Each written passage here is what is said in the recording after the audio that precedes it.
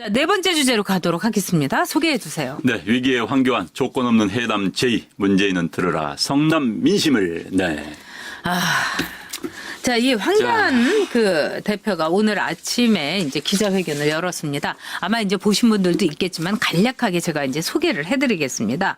이 경제 보복에 대해서 대응을 촉구하면서 너랑 나랑 둘이 안 만나도 좋다. 네. 다 끼워갖고 만나도 좋으니까 한번 일단 만나자. 다자회담도 좋다. 이렇게 이제 건의를 했습니다.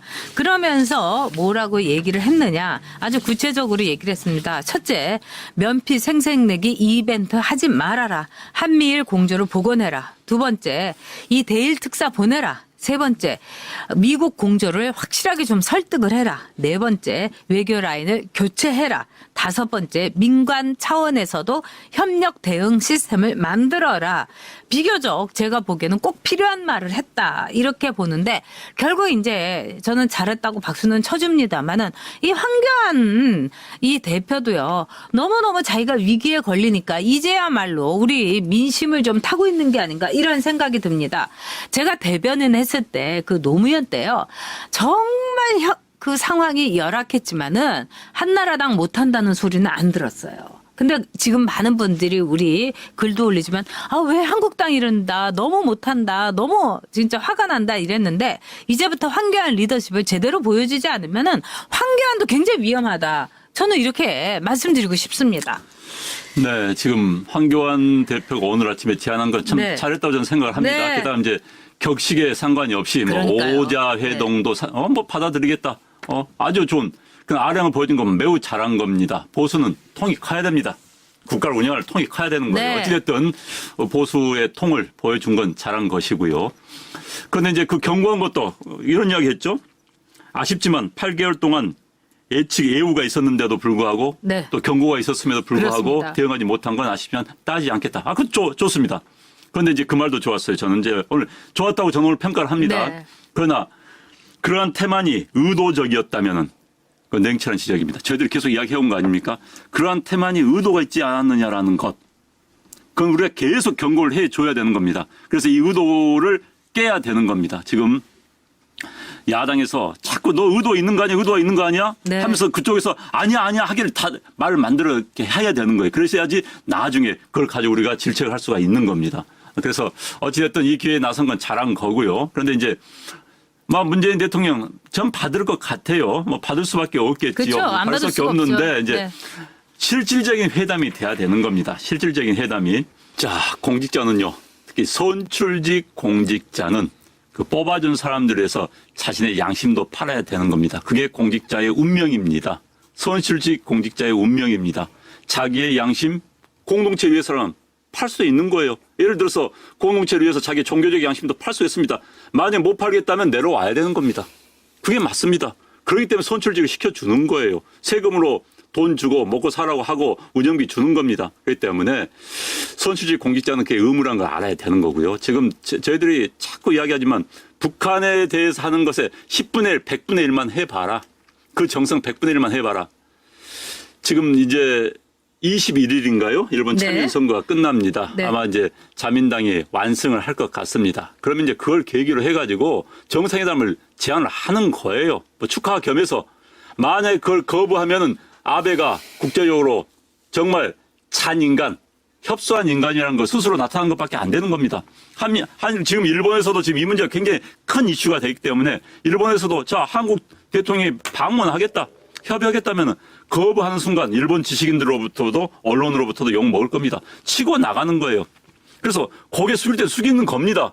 숙일 수도 있는 거예요. 왜? 아직은 우리가 이번 건에 하나는 특히 이번 건에 관한 우리가 수세에 몰려 있습니다. 해결해야 되는 거 아닙니까? 대통령이라면 저라면 갑니다. 저도 고개 갑니다. 숙입니다. 네. 왜? 나라를 위해서 내 자존심 무슨 의미가 있습니까? 나를 보고 있는 5천만 국민을 위해서 내 자존심 무슨 의미가 있습니까? 그렇습니다. 정말 네. 대한민국을 위해서 대한민국 국민들을 위해서 우리 민족을 위해서 내 자존심 무슨 의미가 있어요? 지 머리가 터지고 얼굴이 긁히더라도 가야죠, 그건. 응? 아니, 거기 가서 아베가 한 거 보십시오. 막말해서 대한민국에서 빠져 죽더라도 가야 되는 겁니다. 국가를 살리기 위해서라면은. 자, 그런 정신으로 해야 되는데 그런 정신이 없다는 것 전 진짜 촉구합니다. 그래야 됩니다. 대통령은요. 공직자는요. 네. 아니, 우리 아버지가 밖에 나갔고 온갖 수모 겪으면서 치욕 겪으면서 그래도 우리 자식들 먹여 살리려고요. 온갖 굴욕을 먹고서 눈물을 흘리면서도 자식들에게 내색 안 하면서 그렇게 견디는 게 이 나라 그 모든 아버지 가장들의 밥벌이인 겁니다. 이 나라의 최고 수반이라는 것은 이 나라 국민들 굶기거나 이 나라 국민들 배고프게 하거나 이래서는 안 되는 겁니다. 그리고 이 나라 국민들 밥그릇 뺏어야 되겠습니까? 지금 문제는요. 이 나라 국민들의 밥그릇을 뺏으려고 하고 있는 겁니다. 아베는 어떻게 했습니까? 그 정말 트럼프 앞에서 발라당 넘어져 가면서 트럼프 앞에서 온갖 아양 떨어가면서 아베가요. 트럼프보다 못날 거 하나도 없습니다. 아베 대대로 명문가고요. 아베 와이프가요. 모리나가의 상속녀입니다. 먹고 사는 거 지장 없어요. 또 트럼프처럼요. 대통령 물러나왔고 또 위자료 뜯길 위험도 없는 사람입니다. 그런데도요. 아베는 나라를 위해서 일본이라는 나라를 위해서 온갖 수모와 치욕을 견디면서도 대미외교하고 있지 않습니까, 여러분? 아니, 문재인 지금 뭐가 있습니까? 지불나게 있는 게 뭐가 있냐고요? 뭐가 대단합니까? 한 게 있습니까? 경험이 있습니까? 고집밖에 없으면서 그 고집으로 이 나라를 망하게 하려고요? 저는 정말 노무현보다도 그 어떤 사람보다도 이석기보다도 그 어떤 종북 좌파보다도 문재인을 용서할 수가 없습니다, 여러분. 저는요, 이 나라에 현역에 있는 현역 국회의원들인 사람이 몸을 사리는 거를 눈을 뜨고 못 보겠습니다. 저 솔직히 얘기해 갖고요. 국회의원은요, 상당히 많은 권한이 있고, 그 다음에 불체포 특권도 아직까지 존재하고 있고, 그런데 왜 이렇게 몸을 사리는지 모르겠습니다. 아마도 제가 보기에는 이 윤석열, 조국, 법무장관, 이 검찰총장 되면 자기네들 뒤 털을까봐 그런 것 같은데요. 딱 함부로 털지 못합니다. 그리고 세게 나오면 더 털지 못합니다. 네. 그러니까 제발 몸살이지 마십시오. 우리같이 진짜 아무것도 없고 이 길바닥에 있는 사람들이 이렇게 몸을 사리지 않는데 왜 몸을 우리 대한민국의 국회의원들이 사리는지 저는 그 점도 또 용서할 수가 없습니다. 그리고 여러분께 또 하나 말씀드리고 싶은 거는요.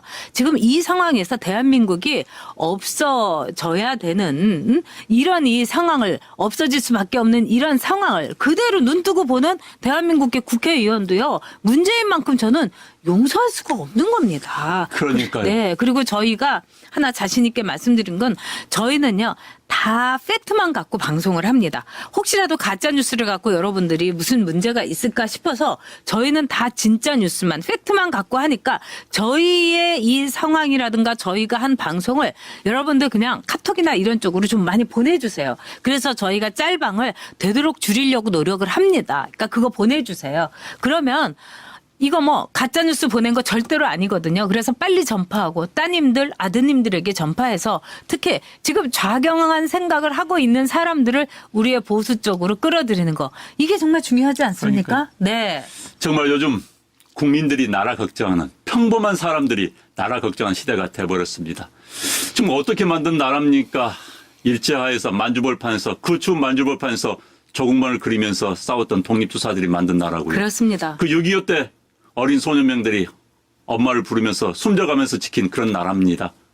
10살에 사우디 가서 그 뜨거운 태양 40도가 넘는 태양 밑에서 돈 벌어서 붙여서 그래서 대한민국 근대화 일으킨 그런 나라입니다.